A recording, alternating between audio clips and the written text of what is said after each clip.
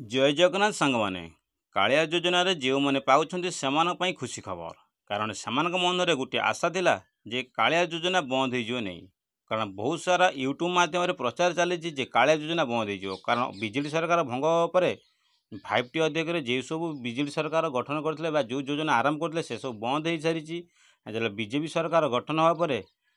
से बीजेपी कालिया योजना रे जो बंद हो नहीं कौन ऑफिशियल वेबसाइट रे सूचाई ना कौन ऑफिशियल तरफ कौन नोटिफिकेशन जारी करना जे कालिया योजना बंद हो से भली कृषि मंत्री गणमाध्यम किसी कि संपूर्ण अपडेट आज वीडियो रे देखा पाइबा। तो वीडियो को जदि नुआ करी आछंती तो वीडियो को लाइक एंड सब्सक्राइब करदेवे।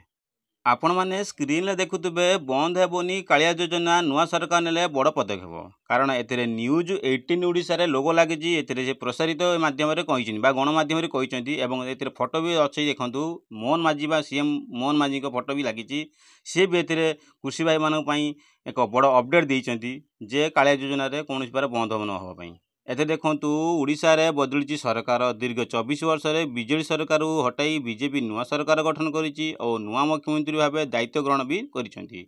एथे देखंतु नुआ सरकार आसु आसु गोटे पर गोटे घोषणा करि चलछि बीजेपी सरकार और राज्य रे चालतो 5T नाम रे सरकार को हटाई पर अन्य योजना को द्वंद्व सृष्टि होइछि। एथिरे देखंतु 5T अध्यक्ष जेतिक योजना सब ही से मोहन माझी बंद कर दैछन्ती एवं तांको अंडर रे बीजेपी अंडर रे जेको सब नुआ योजना आरंभ करिया पले से गोटे बड़ पदक्षेप नैछन्ती। सांग माने तबे यारि भितरे कालिया योजना नै एक बड़ बयान दैछन्ती नुआ उपमुख्यमंत्री तथा कृषि मंत्री कनक वर्धन सिंह ये जातीय गणमाध्यम रे एक एनआई को प्रतिक्रिया दे से कहिसेंती जे कालिया योजना बंद हो जो बोली कोही नाहंती बा कोनोसी गणमाध्यम माध्यम से प्रसार करी कहिसें जे चाषी भाई मानक पई कालिया योजना बंद करिए बोली। तो से भी मध्य कहिसेंती गोटे राज्य रे दुईटी योजना समांतर भाव चली पारिबो नाही तेणु खूब शीघ्र राज्यवासी पीएम किसान योजना रे लाभ पाई पारिबो अधिक रु अधिक। तो से नहीं एक योजना चली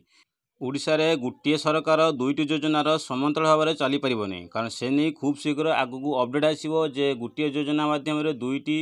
योजना गोटे योजना माध्यम रे किमिति लाभ पाई पारिबे कृषि भाई माने से नहीं एक अपडेट आगु दिया जीवो।